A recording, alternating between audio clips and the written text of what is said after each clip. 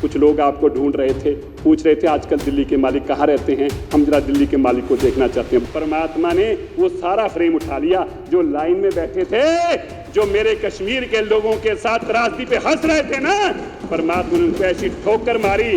परमात्मा जब भी मारता है ना, किसी को लात नहीं मारता और उसकी लाठी में कभी आवाज नहीं होती।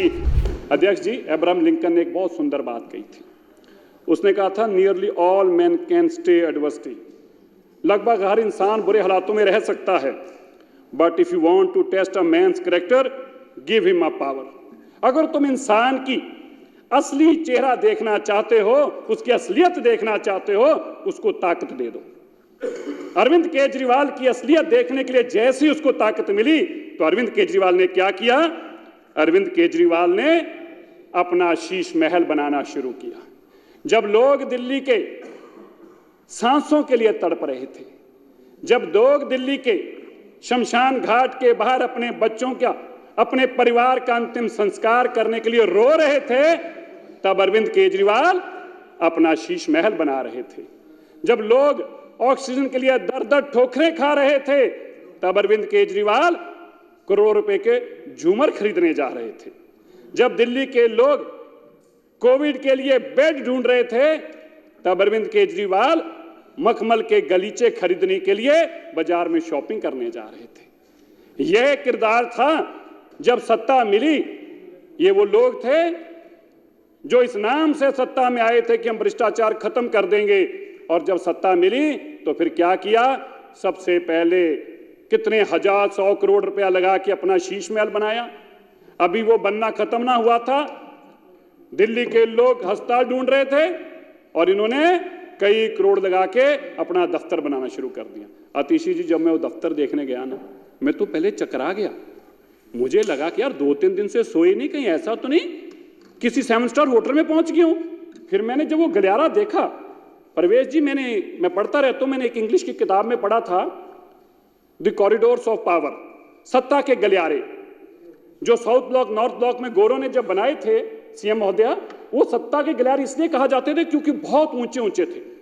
तो मैंने देखा कि अरविंद केजरीवाल जी के वही शौक थे। उन्होंने कहा मुझे सत्ता का गलियारा बनाना है। कैसा गलियारा होना चाहिए? जिसमें जब इंसान चले तो इतना ऊंचा गलियारा देख के अपने आप को छोटा महसूस करे। तो क्या किया? 20-20 फुट ऊंचे लेंटर डालकर वो सत्ता के गलियारे बनाए गए। जब हम दफ्तर में घुसकर देखा तो मैंने उसके बाद गूगल किया। मैं आपको सच बता रहा हूं, मैंने गूगल करके देखना चाहा कि सदाम हुसैन, मैंने पढ़ा, गूगल किया कि लग्जीरियस सबके ऑफिस अब तक के किसके थे, तो सबसे पहली फोटो आई सदाम हुसैन के दफ्तर की। मैंने देखा यार मिलता जुलता फर्नीचर है, उसी तरह बड़े बड़े कलीन हैं, उसी तरह बड़े बड़े सोफे हैं, उसी तरह बड़े बड़े घर हैं। अरे आप इतना लग्जरियस की आपको आदत थी? आप आए थे किस भेष में? आए थे दिल्ली में भ्रष्टाचार खत्म करने और बनाए भ्रष्टाचार के महल। सारा श्रेय उन्हीं को दे रहे हैं आप। अच्छा, मैं माफी चाहता हूँ। आतिशी कह रहे हैं आतिशी जी को श्रेय दो, वो भी तो उस दफ्तर में थे। तो बनाया उन्होंने नहीं था, बनाया केजरीवाल जी ने था, पर नहीं घुसे। आप नहीं बैठे वहां?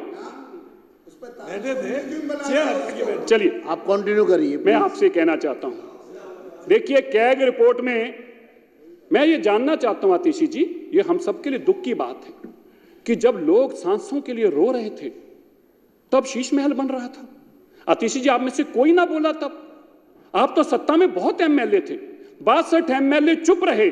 आपके इलाकों के लोगों की भी या शमशान पे लाइनें लगी हुई थी और तब बिल पास हो रहे थे।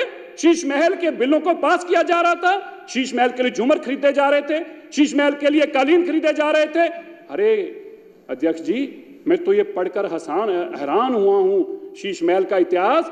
जब लोग अपने माँ बाप, अपने परिवार का संस्कार करने के लिए लाइन में लगे खड़े थे, आपको पता तब केजरीवाल जी क्या कर रहे थे?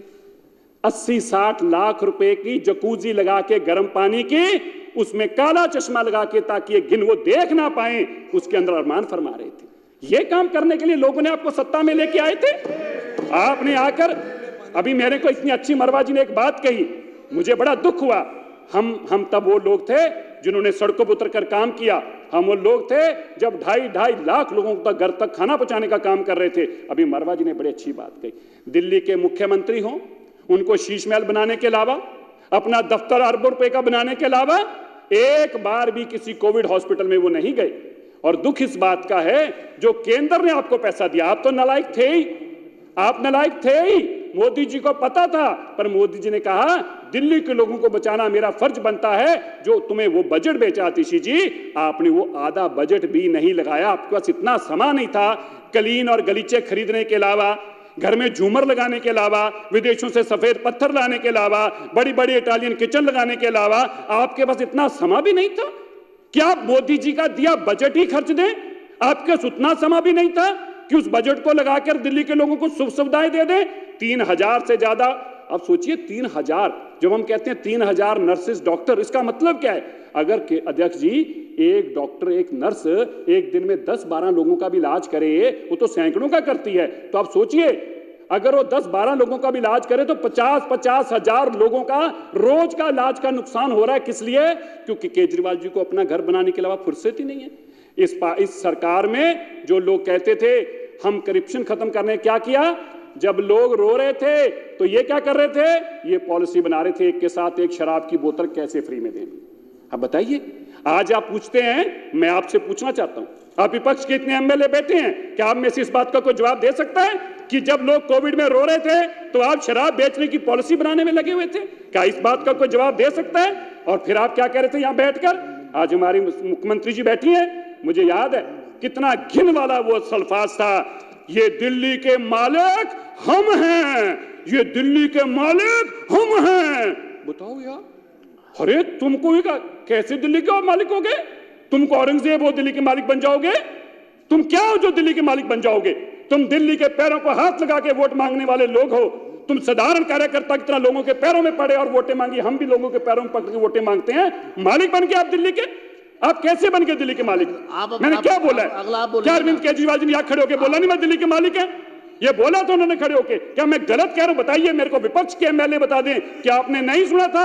अरविंद केजरीवाल जी खड़े होके कह रहे थे हम दिल्ली के मालिक हैं, हम दिल्ली के मालिक। अरे बताइए, मैं ढूंढ रहा था, मैंने आज आके पहले नीचे देखा, मैंने कहा मालिक दिख नहीं रहे, कहीं दिख नहीं रहे। अरे मालिक कहां चले गए? कहां चले गए? बड़े रोते बोलते थे, और गुरु साहब की गुरबानी मैं करना नहीं चाहता, पर बड़ा जो बोले थे वो कहां चले गए? वो कहां चले गए? जो दिल्ली के अपने आप को मालिक बताते थे वो कहां चले गए? अध्यक्ष जी, मैंने ज्यादा समय नहीं लेना, पर मैं एक बात और कहना चाहता हूं, 2 बातें कहना चाहता हूं। अध्यक्ष जी, ये सीएजी पे बोल रहा हूं, ये कैग की रिपोर्ट ही कहती है, कैग की रिपोर्ट कहती है कि आपने आधा पैसा खर्च नहीं किया। तो मैं यही बता रहा हूं, जब पैसा खर्च करने का वक्त था तब तुम शीश महल बना रहे थे। ये कैग की रिपोर्ट बताती है कि तुमने 3000 वैकेंसियां नहीं भरी। तो मैं ये बताता हूं कि जब वैकेंसियां भरने की देर थी तब तुम झूमर खरीद रहे थे। झूमर खरीदने के लिए तुम्हें नहीं बनाया था, तुम्हें कालीन खरीदने के लिए नहीं बनाया था, तुम्हें जकूजी लगाने के लिए नहीं बनाया था, तुम्हें शीश महल बनाने के लिए नहीं बनाया था, तुम्हें दिल्ली के लोगों की सेवा करने के लिए बनाया था। ये कहने के लिए नहीं बनाया था कि दिल्ली का मालिक मैं हूं।